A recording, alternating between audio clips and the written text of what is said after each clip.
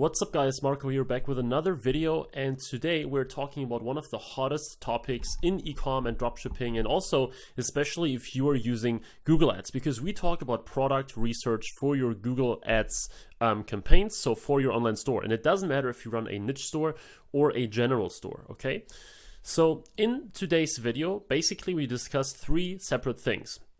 First of all, I want to show you what I personally look for in a product, right? So I'm giving you some criteria that are important. Then I want to show you live a sample research. So I want to go on, in this case, AliExpress, even though there are many ways to find products and source them, of course. But I want to go to AliExpress to keep things simple. And ultimately, after I've shown you these two things so that you know what I'm personally looking for, I also want to show you a product research service that I launched with a partner that does all the heavy lifting for you. So if you say you want to focus on marketing, on testing, and all that kind of stuff, and you don't want to, waste your time, so to speak, finding products, then this may be the right thing for you. But of course, you can also just use step 1 and 2 of this video and then do it all by yourself. So with this being said, let's get started with the first part, what to look for in a product, or what I'm at least looking for in a product, right? Well, first of all, I'm looking for a product that is more than $50 in sales price. And this is something that I repeat a lot. So if you run Google Ads, you must know that the numbers are in your favor if you have expensive products. And $50 is just the very minimum when it comes to that sort of range. Yes, it is possible to succeed with 30, 20 and less, and I've done that before. But the more expensive you get, the easier it gets as well. So I have students and clients so that I manage actively and that I just help. And they have success from anywhere from almost nothing, almost like $10 and stuff, up to multiple thousands. And what I see all the time is those that have more expensive items, let's say $100 and more, tend to be more profitable. They tend to see profits easier, and just their overall business it's just easier to maintain and easier to run, okay? With very cheap items, you will always have issues because Google Ads can be expensive, and they're not necessarily cheap just because your item is cheap. Very low brand loyalty is also important. If you have a product like, let's say, a phone, right? I see no dropshippers selling phones because everyone that I know is buying brand name phones, whether it's iPhone or Samsung or Huawei or however that's pronounced, and these kind of things. Very few people buy absolute no-name phones, and same goes for laptops, same goes for many different things basically. So pick one that has no or almost no brand loyalty. Then ideally it should solve a need or is functional. So good examples here are gadgets, right? Gadgets are pretty functional. They do a specific thing, whether it's a drone, a smart lock, a anti-theft backpack, or all these typical dropshipping products you see everywhere. They have a very specific purpose. They have a very specific thing that they do. And that's much better than selling, for example, a sock or a pair of jeans or something, right? Yes, technically they solve a need too, but it's very subjective. Like, you cannot say this is a good jeans, this is a good pair of jeans, this is a bad pair of jeans, because it's really like in the eye of the customer. Whereas you can say, hey, this drone here flies like 300 meters, or it has a battery life of 3 hours or something. You cannot argue with that, right? There is still someone might like the drone and hate another, but all in all, you cannot argue with the facts and the features of these type of products. Then if you run a niche store, just focus on a deep niche. Like, if the product doesn't matter that much if you have an actual very deep niche store. So I have students that sell literally anything from bathroom furniture to wine tools to to golfing supplies to cosmetics to everything you might think of in very deep niches and sometimes broader niches. So I work with people that sell, for example, furniture in general, but I also have people that literally only sell sitting furniture, so sofas and chairs and stuff like that, and only for outdoors. So the more specific you get, the less important the products really are, because if you become like an authority, or if you have a store that is really powerful in one specific small niche, people are much more likely to buy because they have a lot to choose from, because you have exactly what they're looking for. Imagine someone who's looking for an outdoor, for example, sofa, or someone who is looking, something like that. They are more likely to stick to your site if you have like a selection of 50 very high quality outdoor sofas, rather than like furniture in general, where they may have to look much more. And if you just focus on that, they know immediately, okay, that's the right spot to get my item from. Competition, ideally, you should sell a unique model. Now, what do I mean with that? If you sell, let's stick with the drone example because it's a very good one. Let's say you sell a drone. There is this drone X that was a very, very popular drone, at least for quite a while. I had a client that I was managing where we're selling where we're selling a lot of these drone X models. And so many other people sell the exact same product, right? It's not just similar. It's not just, very closely related. It's the exact same model. So whenever you can, you should avoid selling these same models because then it all comes down to price and also a little bit like, of course, your store and how professional it is, etc. But the point is it gets much more difficult if you sell something that is basically the same model, because the price war is inevitable if you have like 15 times the same product on the shopping page. So this doesn't really happen with furniture, for example. This doesn't really happen with clothing. That doesn't really happen with like specific forms of gadgets, of certain gadgets. There are many niches out there where it's quite unlikely. Accessories is also a good example. There are many niches out there where it's quite unlikely that people sell the exact same model that you do. Now, I'm not saying that you have to, fulfill all these points here, but the more you can fulfill, the more you can tick, basically, the better. So if you have a perfect product that is expensive, you find, okay, that's working very well, etc., then of course it doesn't matter if someone else is selling this exact same product too, right? But you should try to get at least as many of these points done as possible.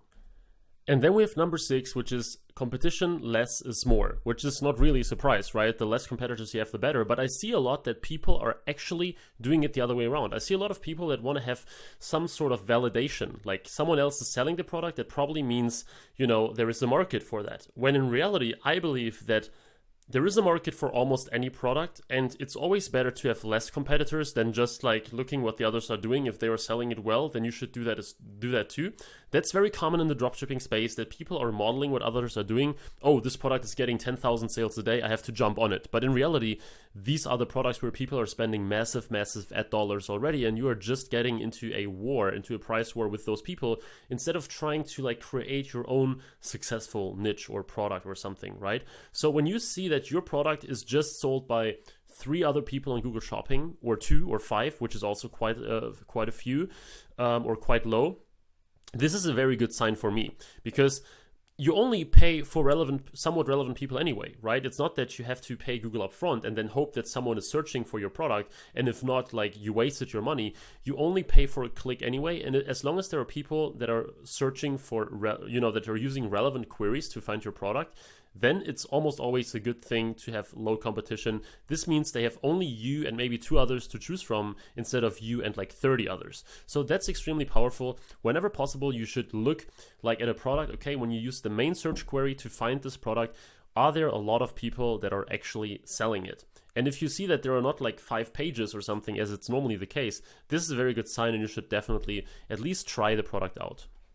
So this was just a very short list, because I don't want to make this video like 1 hour long or something, as we also have a quick sample product research part here. That's what I want to do now. So let's have a look at my desktop to go into AliExpress and see what we can find there.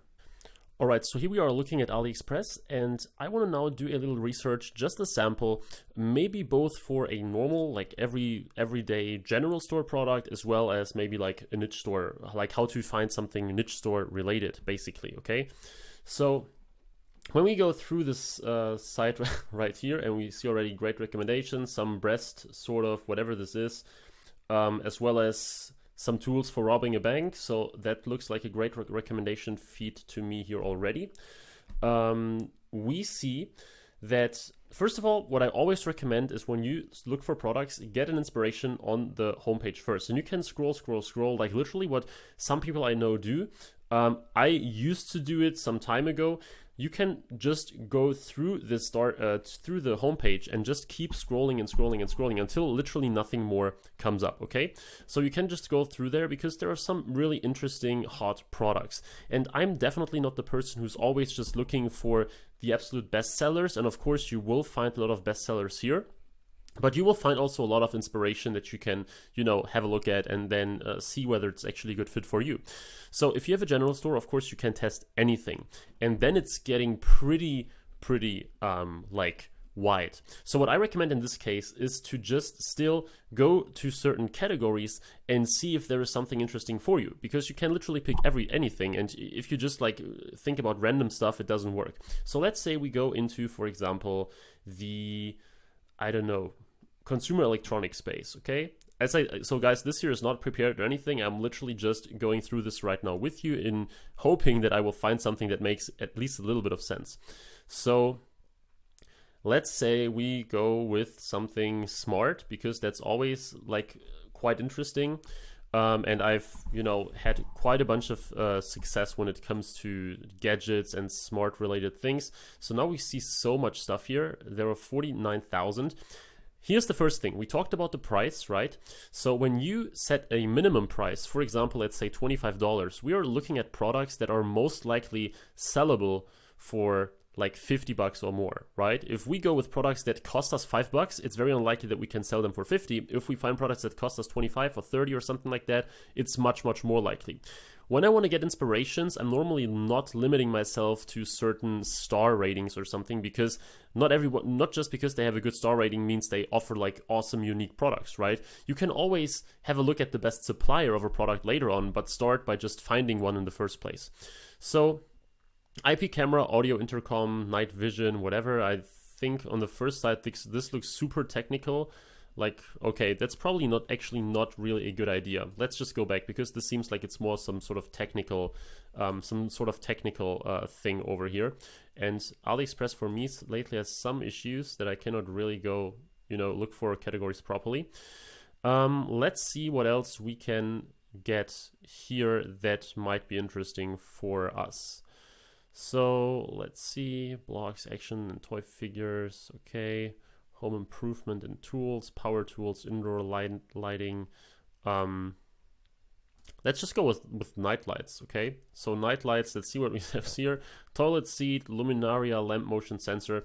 Quite interesting, but based on the price, not sure if we can really end up selling this at a good margin, which, as I said, in my opinion, is probably the most important factor when it comes to Google Ads, because your customers literally have all those other suppliers just at their fingertips. So, okay, that's now maybe some copyright related issues here. Same thing. This is an interesting product that I've seen before. Sensitive sensor touch. That's actually quite interesting. That's probably more or less the same thing.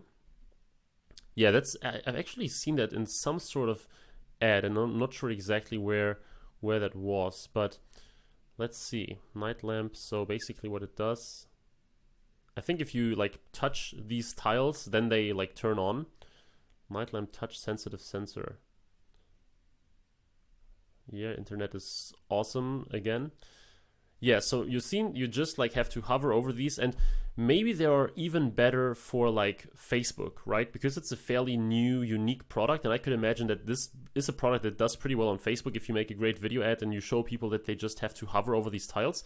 But I could even imagine that if you use the main keyword like sensitive sensor, modular, for example, hexagonal LED maybe also too, that this is a product that people might be interested in. Like if you use a good first product image where people can see the product, like what it maybe does. So maybe taking a screenshot from where this woman was activating these lights so that people can see that you can actually do that with your hand.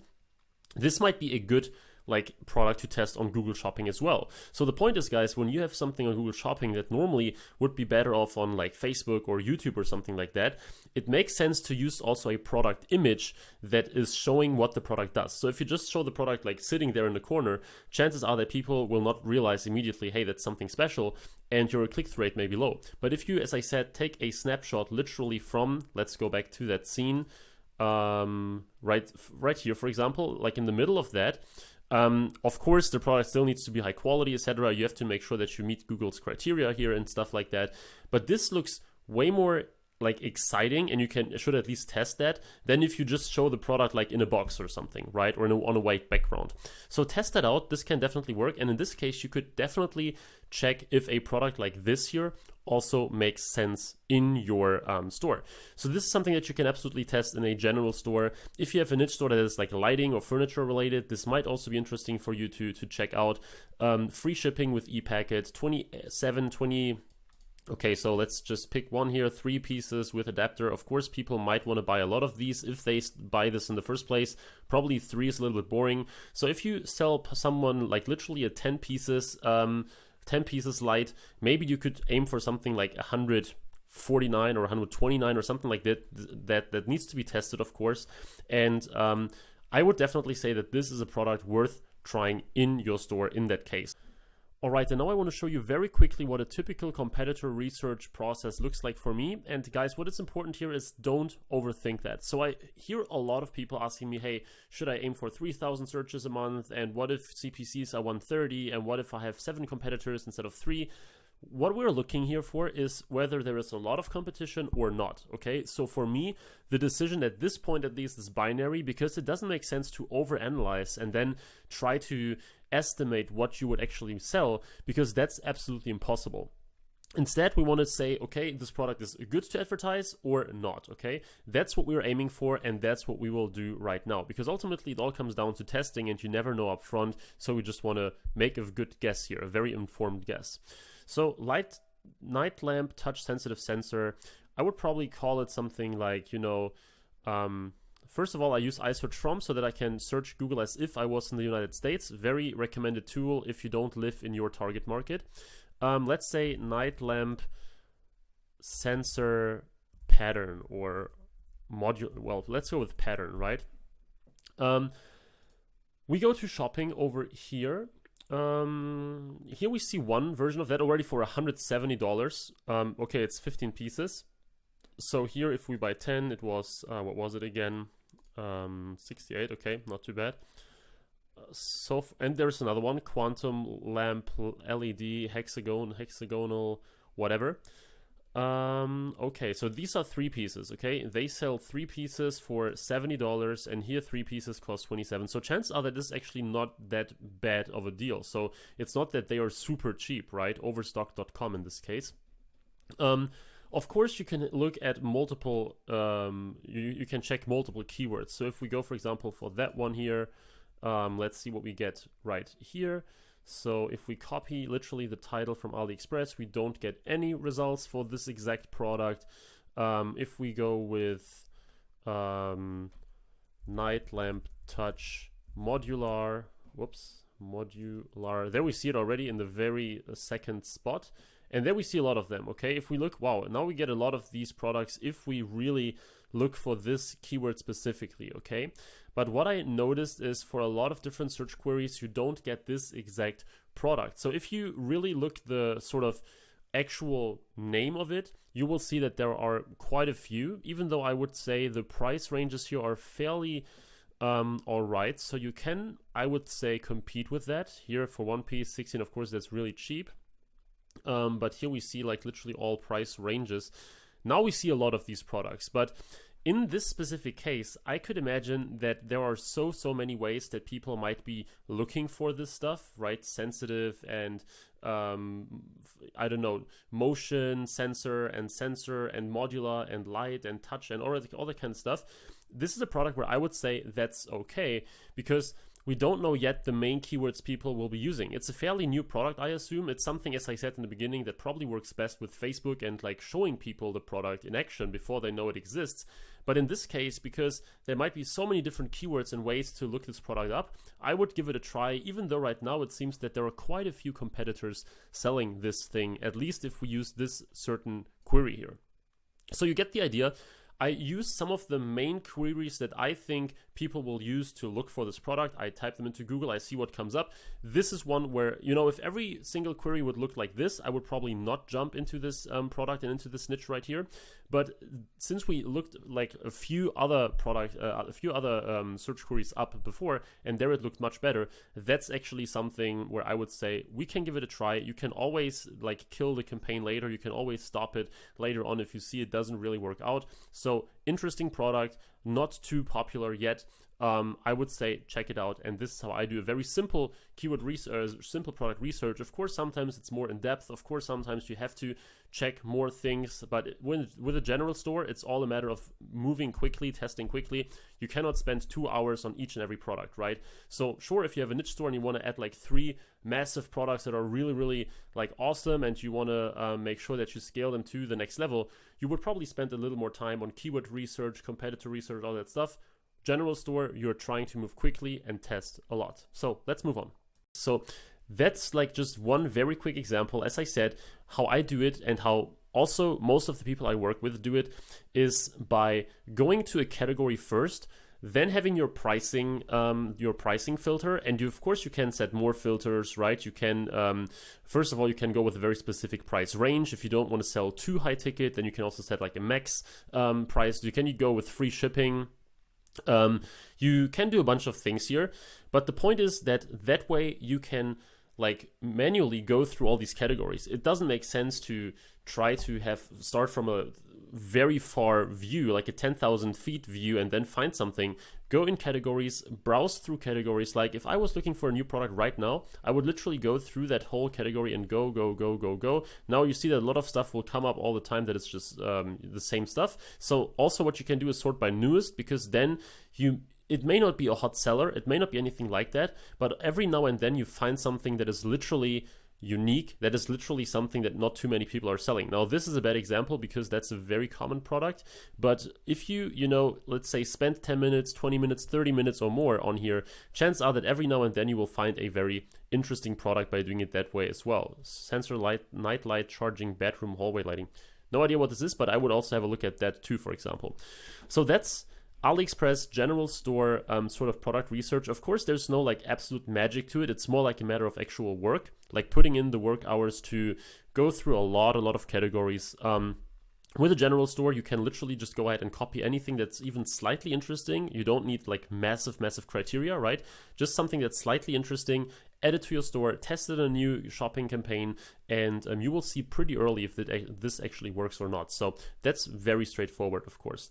Now, if you run a niche store, of course, you would just go into the category of your niche store, of your niche, and you would go ahead and try to, do it quite similar, but only in that category. And this means that you can spend way more time on that. So let's say you actually sell some furniture item, which I do with a lot of my students and clients. Let's say, for example, in, where is it again? I think it's in the home pet appliances. Yeah, here. Let's say you sell, for example, kitchen furniture, okay? You can go in here and you can get so many inspirations, whether it's something like kitchen cabinets where it's even more niche, but if you go broad, and that's probably not that much of a good example because we just have 425 results. Let's go, for example, with bedroom furniture. And if you, now we have some issues here again. Let's refresh that for a second and see if it's better. Bedroom furniture. Right. So now let's say you're selling like mattresses or beds or maybe, nightstands. Let's say you have a store only for nightstands, which is literally a legit thing.